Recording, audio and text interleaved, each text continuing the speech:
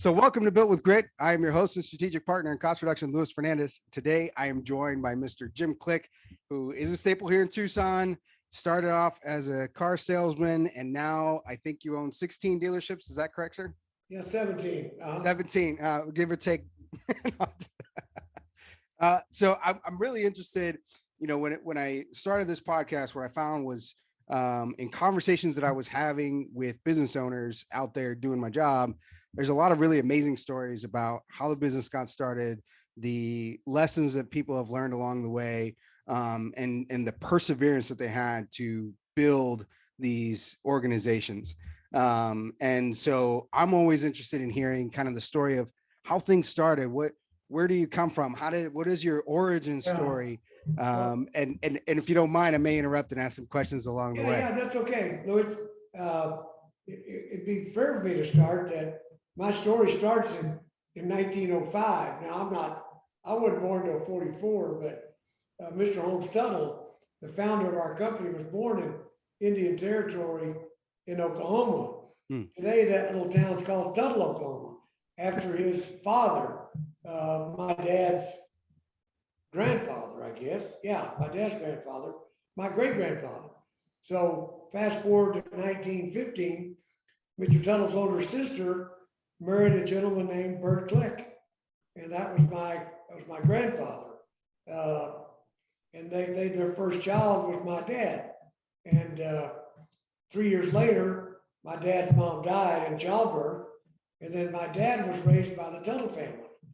So that's the connection. He's actually, Holmes Tuttle was my dad's uncle, but in 1923, the family went broke, and Mr. Tuttle, almost 100 years ago, went to work for the Ford Motor Company in downtown Oklahoma City because the family had gone flat broke.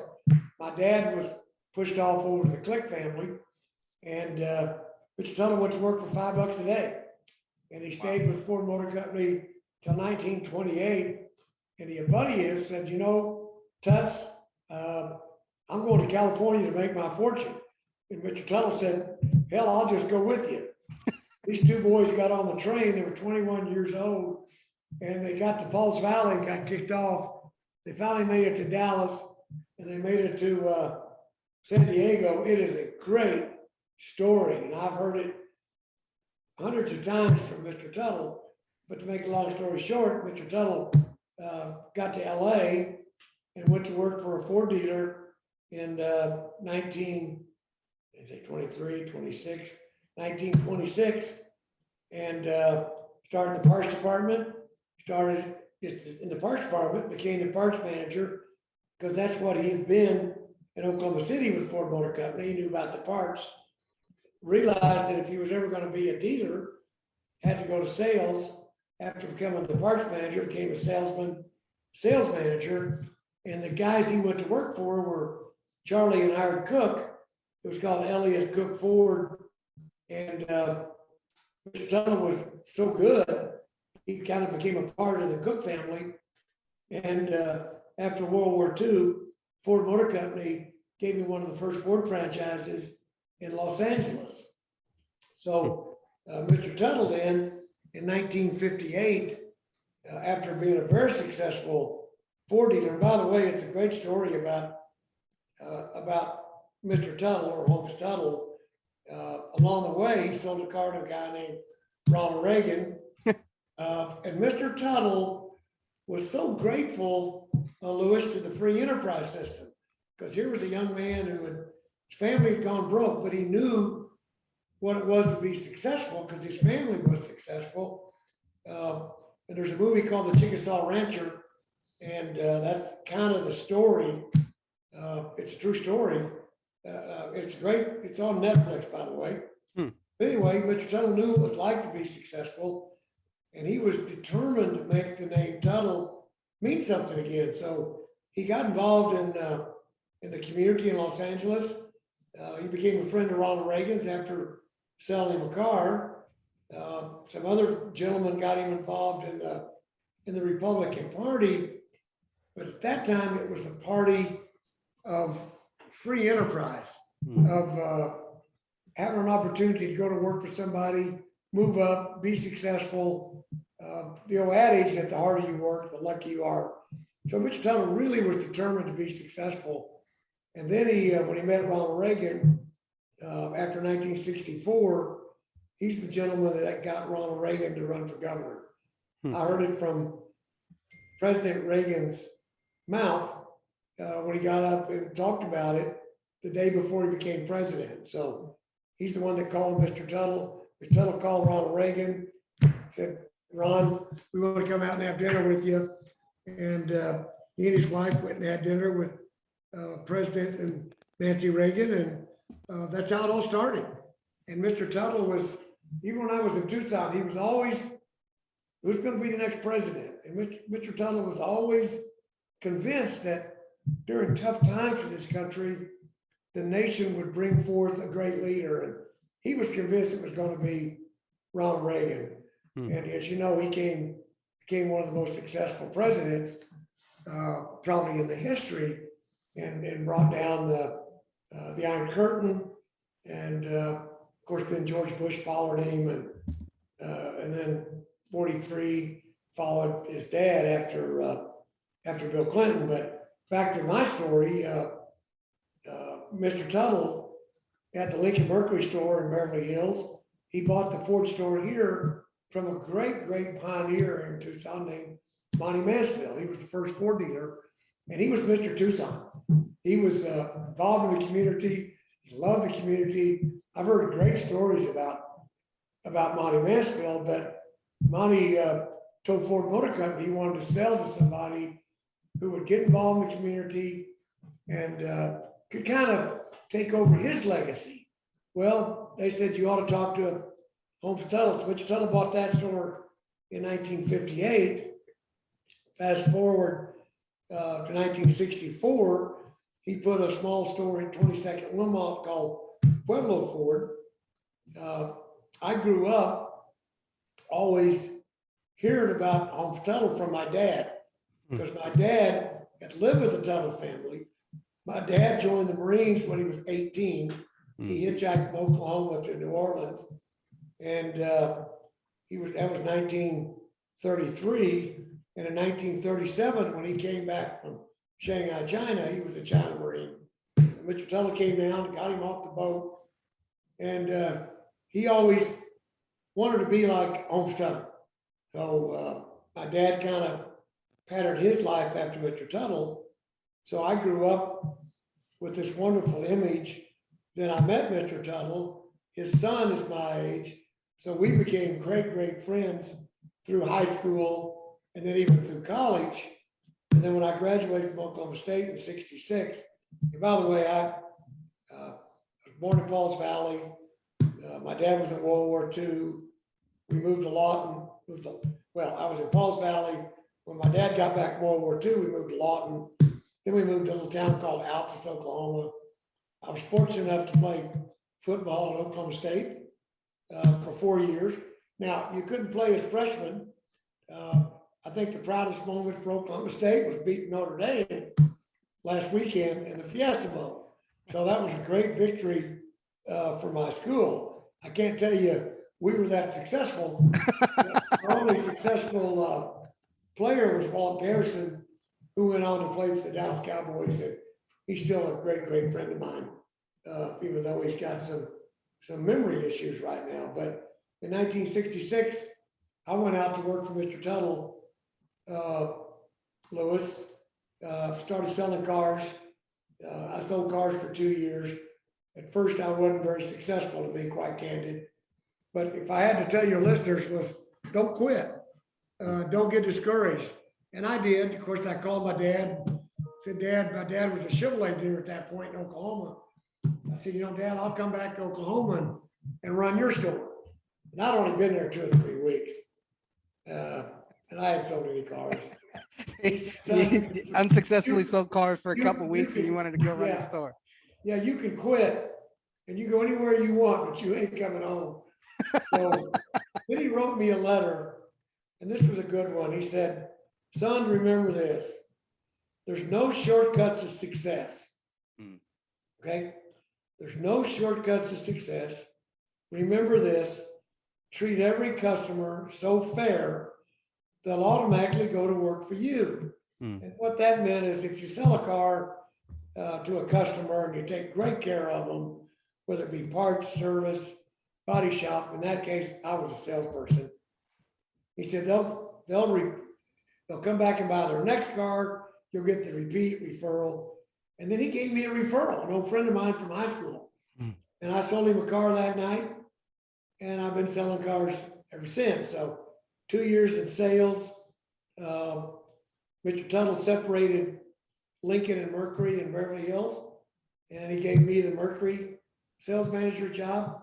And I had that from 68 to 1970. In 1970, the general manager of the store, who I love this guy.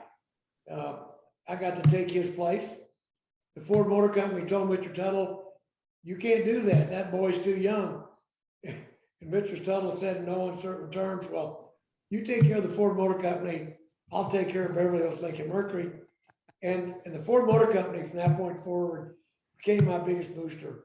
The regional manager there became a great friend.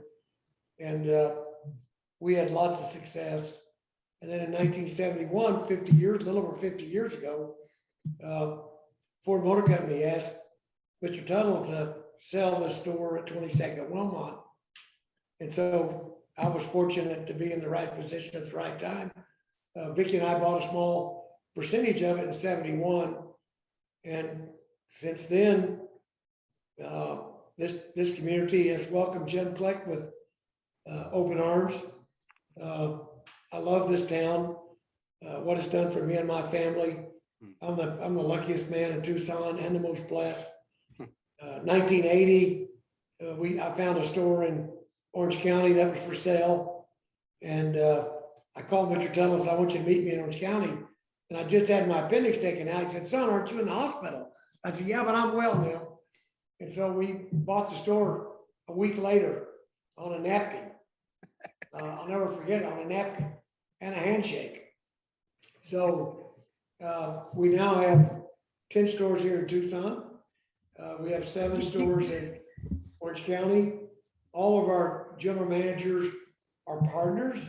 So they started the same career path I did. So we've got people who are salespeople that are now general managers, that are sales managers, assistant sales managers, F&I managers. And thank goodness we have a lot of professional salespeople. Same way with our technicians. I've been blessed with just really, really great people, Luis. So, and if I can pull some stuff out of that. Go ahead. So first off, Tuttle leaving Oklahoma and heading to California, and you mentioned it kind of offhand that he was working in the parts department, but he knew he had to go to sales if he wanted to be a dealer. That man went into that job knowing what his eventual goal was. He was 7, 8, 9, 10 steps ahead and had made the decision. I'm going to do this. You even said it yourself. I'm going to make this name something, right? And that sort of resolve, that energy. Guys like Michael Jordan or Tom Brady, right? Like he got on his first day of the Patriots, told him, I'm going to be the best. Like that kind of mentality, like I am going to make this happen. Absolute resolute. And I love hearing stories like that. Yeah, Mr. Tuttle was so determined. And he told me one night, he said, I remember when your grandfather or when your dad was born. And Bert Click came running down the hill because Mr. Tuttle's father had built his daughter and my granddad a place. And he said, it's a boy. And then he told me, he said, son, I want to make the name Tuttle because it meant something in the state of Oklahoma back in 1910 to 1923. And his father was actually the branding inspector on the Chisholm Trail, as well as a successful cattle rancher, successful banker. He had the bank. And Mr. Tuttle was just, and he was so inspirational. But it was never about Republican or Democrat. It was about the United States of America and the free enterprise system and the ability for somebody to go to work, have a dream, work hard. Now, you don't have to be the dealer But you can be a very successful salesperson or sales manager. Mr. Tuttle just became an owner. And then today, his son and I have built, we think, one of the most successful automotive groups in the country. And not only do we have great product, we do. And we think we've got great marketing, we do. But our success, Luis, is we think we've got the best people, without a doubt. So, Mr. Tuttle had good people. His son and I now are extremely lucky. We built a great team here in Tucson and in Orange County. And then, Mr. Tuttle's, I mentioned the name Cook, they got in the banking business. And in 1978, a man walked in my office. It was David Love's daddy, Mac Love. We were in a Rotary Club together and said, the local bank's getting ready to get sold. You ought to buy it. And I didn't know anything about banking. I didn't have any money at that time.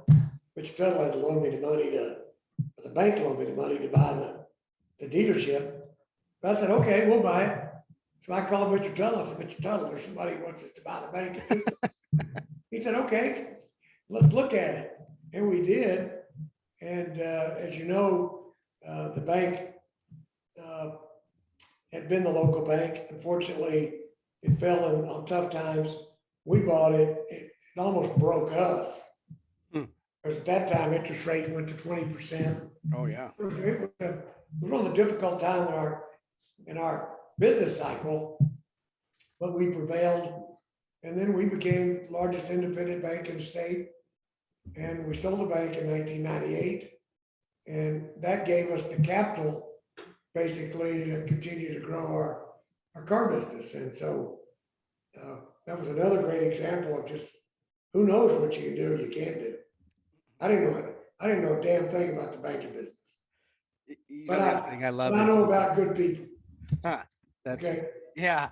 And I actually wrote that down about the way and I'll say, from the interactions you and I have had outside of the this meeting and in different other things, I can see that you genuinely, there's a lot of folks that talk a big game. You certainly live it. It's commendable. And we serve on that board together for San Miguel. And hearing you talk about those kids, like, I know, like, you have a genuine heart for people. You can't fake it, especially not as long as you've been doing this. There's only a certain amount before people get outed.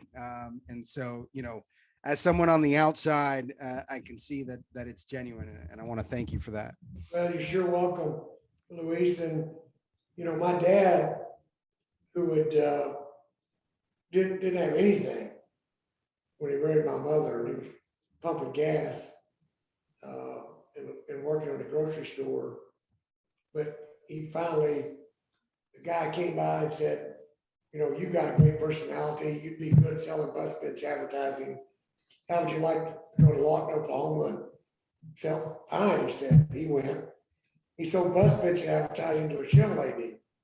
The Chevrolet dealer said, you're too good to be selling bus bench advertising. You ought to be selling cars. So that got my dad into the car business. And in Altus, little town we grew up in, my dad loved that community, and he gave back to the community. So I saw my dad do that. And then when I went to work for Mr. Tuttle, not only did I see Mr. Tuttle giving back to the community, but he gave back to his country because he wanted to. I used to ask him, Mr. Tuttle, why, when I went to work for him, I never saw him at the dealership because he was working full time, helping Ronald Reagan become governor. So I would ask him, I said, Mr. Tuttle, why are you doing this? He'd say, son, you get that look on his face. Say, I'm doing this so you and your children and your grandchildren will have the same opportunity that your Uncle Holmes had when I hitchhiked from Oklahoma to California. Because this is the free enterprise system.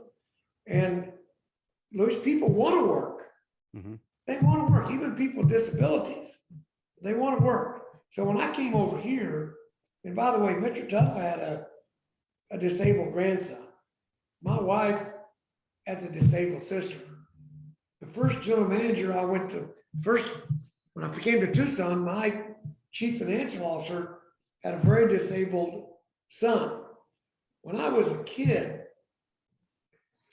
I had this love of people with disabilities. It was just God-given, without a doubt. Mm. So Mr. Tuttle told me, when you come to Tucson, son, if you take out of a community, you've got to put back in. You got to give back. So it was real easy with Tucson being not a wealthy community by any means. I was given the opportunity to be on the board of the Volunteer Bureau. Judge DeConcini, Dennis, the senator's father, I wrote, after my son was born at St. Joseph's, I wrote him a letter and just said, look, this was a wonderful experience for my wife and I. You all made it, not only first is it a wonderful time in your life, but they made it extra special. So he called me and said, we're going to give you an award. I said, oh, good, an award, that's good. So they came to see me. My award was, I got to be the chair of the annual gifts committee, raising money for St. Joseph's.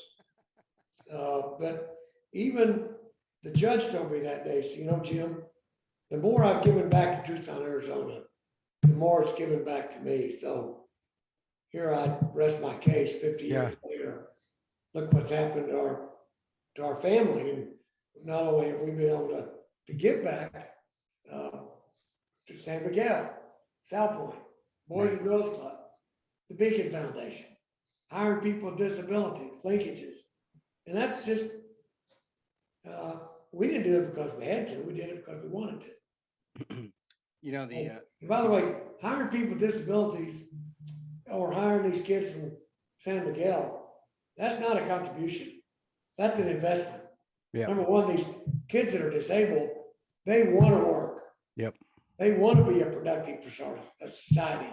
They look forward to coming and they show up on time. And these kids that from South Point, not from South Point, but they're good too, but kids from San Miguel, they're paying for their high school education with these jobs. Yep. And the people who work for us now that are still going to high school, they're fantastic. And I've heard that over and over. So have you, since you're on the committee and that board. So absolutely, it's just good business. Yeah. I'm not going to argue with that.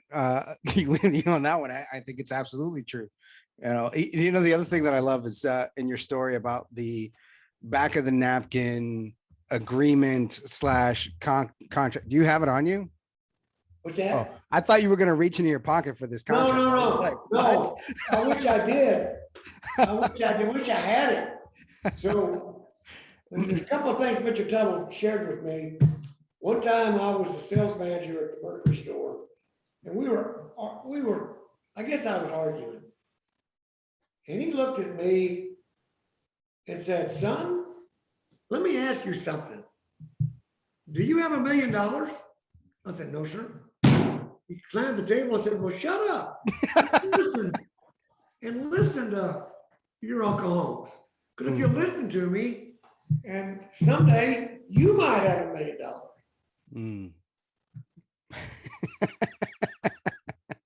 So it was so great. And then fast forward to we bought the store in Orange County on the napkin. He said, now son, let me tell you something. We're going to go up there and I'm going to buy this store, but don't you open your mouth. He said, you've got the fever. And I did. I wanted this store. It was a beautiful store. It was losing money. I just felt like with the way we run our stores, with the right management team. So it was the right time. And that store's been there now, 41 or 2 years. And my nephew, who earned it, by the way, he started in sales. He's now running that store in Orange County called Title Click Ford. They're doing a great job. You know what I pluck out of that story is a real genuine integrity and trust that has to exist. And I know I've heard you mention it before. And I think, you talk about how much you've been involved in the community, how much you poured back into the community, and something that I found here in Tucson. And a lot of people have modeled that behavior as well, and having that integrity in business here in this town. And I joke with some folks that the contract isn't the contract. The contract is when you said, "I'm going to do this," and you shook their hand. That was, you made the contract then. The paperwork is, is a legal requirement, but it's not the same thing. And if that word doesn't mean what you said it was, then you just might as well pack up and leave the city. There's other places I've lived around the world. This is a unique to Tucson thing as far as my experience is, to see something like that. Yeah, well, my partner, Bob, and I, we're equal partners. We don't have a written agreement. That's amazing. It's a handshake. Now, we're having to start planning because we're not young boys anymore. So we're starting to plan the future. And what happens if one of us passes away? So that's just good business. That's not because I don't trust Bob or he didn't trust me, but I trust him explicitly. And I know he feels the same way about me. I think that's just, it's easier, honest, to just be, to have integrity, to be honest. It's a lot less mental energy. And if you really want to succeed and you really want to do exceptional things, you have to, the decision-making ability is like a muscle. It's like working out. And if you're trying to make all of these, all these stories, it takes away from your ability to make those decisions, in my personal opinion. Now, besides just the moral argument, right, of why someone should have integrity, I'm trying to put it in a practical sense as well, as this is the way that you should do business, and the way you should just live your life. It's a lot easier to not worry. I can leave my phone around. If my wife picks it up, I have nothing that there's a lot less things to worry about. Yeah. Just live with integrity and honesty. It's a lot easier to be good than it is to be bad. Right. And if you don't have character and integrity in your company or in your self, you're exactly right. If you're going to do it right. And I can say we haven't made mistakes along the way.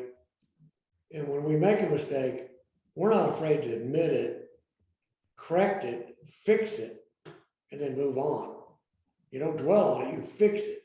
You say, now look, we're not going to let that happen again. But the only one way to do things, and that's the right way, every time. It's interesting that you applied this. Well, it's probably just who you are, but I see it in your story. You were applying it even from the beginning when you were told, how to sell. You were 2 weeks of, by the way, this is great. I love that your dad did this. He basically burned the ships on you, because in your mind was, if I'm not good at this, I'll just go back and run the store, Dad. And he said, no. Yeah. You know what? And I missed that quote. He said three things. There's no substitute for hard work. And there's no shortcuts to success. Yeah. Remember this, son. Treat every customer so fair, they'll automatically go to work for you. I left out the hard work. Yeah. And I gotta tell you, it's hard. Yeah. Especially in the car business in California, it was 7 days a week and working on Sundays. But and we're grateful here, or lucky in Tucson, that we're not open on Sunday. Okay. And we try to give the guys off a day in the week. And so, we want them to spend time with their family. So anyway. Well, I think it speaks to the importance of character as well, is that, just be honest, be genuine. This is something that, the reason for the rise in things like, what is it, CarMax, and these, no haggle price, right? There's a stigma around, this person's always trying to take advantage of me, right? And you built, like you said yourself, one of the most successful dealerships in the country, or dealership groups, right? Through just being honest and having the integrity, and the people came back, and that is so true. If I know that I can trust them, I'm going to keep going back to it. I don't care about anybody else or what deal you have or what commercial you have. The car business Do we negotiate? Sure. You're the customer. How do you want to buy the car? You want to buy it online? Fine. You want to buy it on the phone? Fine. You want to come in and kick the tires? That's fine. You want to negotiate? Sure. We're trying to do what the customer wants. Now, I can't say that we haven't made mistakes along the way. We have. But again, we try to fix them and move on. And we're not afraid to, hey, that's a good idea that somebody else has got. Right. You can say, I never had an original idea, but I never stole a bad one. You're going to model yourself after somebody. Do it with the guy that's doing it the best. I like that. Yeah, not stealing the bad ideas. So, the other thing I noticed is how much you value the community and giving back to the community. In that, in your total story, that was a key element that you brought up. And in both communities that he was a part of in California and Oklahoma, and then what you did here, and you were a Tucson transplant. But when you decided that Tucson was going to be it, I mean, you dug a trench and you buried this tree deep in this town, right? Well, when Vicky and I decided to move here, she was 6 months pregnant, and when she got off the plane here to look for a place to live, I think it was 105 or 110. In those days, you had to walk down the stairway of the airplane. They didn't have these air-conditioned walkways. So one of my best sales jobs was to convince her that this is where we need to come. So even to this day, she never complains. And that's another thing. I adore my family, and I try to never miss any important event that my son Chris or my daughter Carrie, from any kind of parent-teacher meeting or a sports game or a football game, or where my daughter was cheerleading or playing a recital. It was important to be there. And I tell my people the same thing. Don't miss those special moments, because your kids grow up too damn quick. Yeah. Now I've got a 13-year-old granddaughter. So, hey, hello. Just 50 years went by like that. Yeah. 50. Yeah. I notice one of the things I like to discuss a lot is leadership, and the way you've prioritized. You've talked about your relationship with God, your relationship with your family, with the community, with the business, right? And prioritizing these relationships, and then how you speak like a leader should, where you lift up others and place importance in them. I mean, you talk about, and not just speaking it, right? So your GMs are partners, right? So you're giving away ownership to employees, and it's just I'm interested in how you learn that skill, and if you have some wisdom to impart on somebody else that's behind you on the journey, of how they can apply that to themselves too. Repeat that to me. My mind was. Yeah. Go ahead. Okay. So you've placed the value, and you lift up others around you, not just your employees, your community, your family, your God. Everybody is you share as much as possible, and I see that personally as a strong leader trait. And the alpha move, right, is to be willing to share in that. And I'm curious about where you learned that and how you might impart it to others. I think some of that might be innate, but I do think a lot of that's God-given. But when you model yourself after your dad, or a teacher, or a great football coach, or a not so great football coach that maybe did it in a way you wouldn't want to do it, or a manager, that you take what best that manager did, and then you discard. And Mr. Tuttle always said, look, when you become a manager, there might be things you'll understand that management's doing, and you'll understand it. Okay? If not, change it. So along the way, I was selling cars with a gentleman that that got fired. And I didn't think he should have. Mm-hmm. So, and I told this gentleman, his name was Ed Ginsburg. And I told him, Ed, I said, someday I'm going to be a sales manager. And I need people like you to help make me better. Mm-hmm. So would you consider, when I get that job, coming to work for me?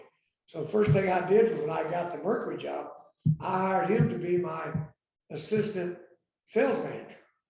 And we were in Beverly Hills. Well, Ginsburg, he was a Jewish gentleman, and I loved him. And he taught me more about technique, but he was always honest. So I think you learn as you go from the best. You take the best of what other leaders do. And my team, we ran into Kevin Lehman out at Buzz, and he started talking to Sam and I. Next thing I know, he gave us the book called The Good Shepherd. Now I have to be candid, I didn't read it, but Sam did. And The Good Shepherd, you keep it was about sheep and about how you protect them and take care of them and keep the predators away from them. And if they kind of go off and wander, you have to kind of pat them and bring them back over here. So, and then he talked about attitude. Just what if you try to pat them and bring them back over there and they got a bad attitude? And he said, lamb chops. In other words, sometimes you got to take that one person who doesn't fit in and make sure they know that you appreciate them, but they're just not going to get along in your organization. And that doesn't happen very often. Right. Exactly. So if you care about your people, people know in my company, if you get sick, you get ill, something happens to your family, we're going to be there for you. You're our family. Yeah. You are our family. What can we do to help you through this crisis? And I think you start that because you genuinely care. For the person that doesn't genuinely care, I'll tell them that retention is a lot cheaper than recruitment, right? Yeah. So. Retention, you got that right. And right now, only because of it's difficult, right? We've got 100 people that are either quarantined or they've got the van virus right now. So this has not been an easy time for Tucson, our state, our country, or the world as a whole. Yeah. What we've had to go through. And I was lucky because I got to spend a lot of time with my granddaughter at our ranch when this all came about. But my team, I can't tell you how hard they worked, how disciplined they were, how they took care of each other, make sure they didn't get sick, and they tried to take care of our customer. But I think today, because of this virus that's now out there, or this mutation, the Omicron, it's really much more susceptible to other people. It spreads very easy. Yeah. Hopefully it's not going to be as deadly or as serious. And it doesn't look like that, but even people that are vaccinated now and boosted are getting this virus. But Frank, most of the people that are being hospitalized, I'm told, are not vaccinated. Yeah. So I would encourage people to protect their family, get vaccinated, protect their co-workers to get vaccinated, and protect their community. I think it's especially difficult, in a business that can't go online like some aspects of yours can, but your service department, they can't work from home. Right. Right. So you have to figure out how do we, it's a new challenge, a unique problem. You said, I may not have had any original ideas. I didn't steal any bad ones. And everybody had to come up with original ideas in the last 2 years because there was nobody we could steal them from. Yeah, our team, I can't take credit for any of that. Our team got together and they navigated this crisis. And I've never, ever, ever been more proud of my team, mechanics, salespeople, managers, service advisors, parts people, body shop. Body shop, we really got hurt because people weren't driving. And when you don't drive, there's no crashes, which is a good thing. Which is a good thing. Yes. So we struggled a little there, but overall, we've navigated this pandemic as good, I think, as any dealership group in the country. And all I can take credit for is having the right team in place that could carry this out. I didn't coach them at all during this crisis. If they needed my advice, I gave it to them. You know, I have one more kind of item here that I pulled from one of the articles that I read about you. I also recognize a strong sense of discipline. I was actually meeting with a friend today on a separate business deal. His name's Chris, and apparently he sees you at the gym every morning. So you're an early riser as well. Is that correct? Well, I used to. I didn't want to take away from my family. I didn't want to take away from my company. So Bill Polson, who I had lunch with last week, Bill's struggling with some health issues. I guess he's a little over 80. And in 1974, he ran by my backyard. And I said, "Hey, Bill, I'll go run with you." And of course, I played sports all my life. I think being a part of a team, in my case, it was football. But then it can be any kind of sport where you stay in good shape, or you run track, or play basketball, whatever it might be. So in my case, I started running, and Bill and I started running at 5 o'clock in the morning. I'll never forget one morning on my window. And that never happened again because my wife did not like being woke up at 5 o'clock in the morning. So that went on for 25, 30 years, 6 or 7 marathons. And it was always early in the morning. And not only was it great for your physical conditioning and your attitude and your health, Yep. but it was mentally, you're with a group of guys and you can share with them. If a guy was struggling with a child or was going through a divorce, it was almost like therapy. You know, we didn't realize it. So when we couldn't run anymore, everybody got hurt. We started biking. Then we biked for 10 or 15 years, and I started falling off my damn bike. So now we're spinning. So, but I'm not getting up at 4:30 or 5 o'clock anymore. That went away 4 or 5 years ago. But I do try to work out every single day. You know, for me, when I got out of the Army, I decided that I didn't want to get up early anymore. And what ended up happening is that I stopped going to the gym altogether. And about, I don't know, I want to say it was like 3 or 4 years after I left the Army, I got really, really fat. I was like picking up one of my kids or something, and my knee kind of hurt. I was like, man, I have to like change my life, right? But I had to be at work, like you said, at 7 a.m. Sometime like between 6 and 7. And my kids, you know, I didn't want to miss the day with them. So at 5 p.m. or 4 p.m. or whatever, leaving the office, I didn't want to have to go to the gym because then I only see them for like 1 or 2 hours a day. So the only option was the 4 a.m. wake up. But like you said, I mean, it just now, you know, 5 a.m. on the weekend on Saturday, I'm still awake. Like it's, you know, it's happening regardless. I want to leave you with this, Luis. The most important investment you can make is in yourself. Now, be selfish when it comes to your health, because if you don't take care of yourself, you can't take care of your family.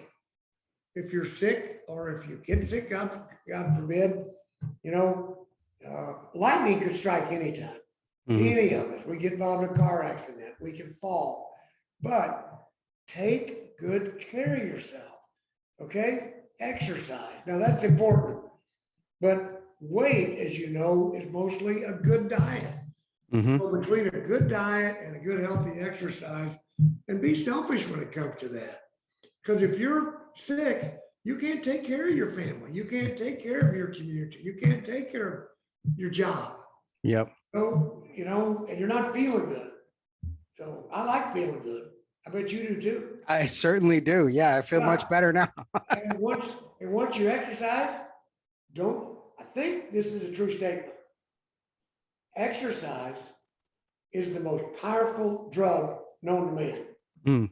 What exercise does for your brain. Yeah. Aerobics. Mm. So if you're going to be addicted to something, be addicted to a good exercise program. There you go. Diet. So, but and a lot of people have thought, right now, America is, we've always gone through ups and downs, and we've always come through the other end, maybe a little stronger, a little better. And I'm convinced that'll happen to us now too. I mean, there's some issues going on right now in the world and our country. Do I think we can do better? Absolutely. As a community, as a family, can we do a little bit better helping people a little less fortunate? My friend Bert Lopez, look what he's done at taking that Holiday Inn and made it for the Center for Opportunity. Yeah. If you're on drugs or alcohol, you can go there. If you're homeless, you can go there for free. Now, if you're on drugs or alcohol, they're going to send you to a place first to get you through that difficult time. But then you can stay there, and they'll help you get a skill, get a job. Come on, get back into society. Right. And I know everyday miracles are happening there. That's beautiful. There's social agency or nonprofit for nonprofit every single day in our community that are making life just a little bit better for the people they serve. I think that's pretty special.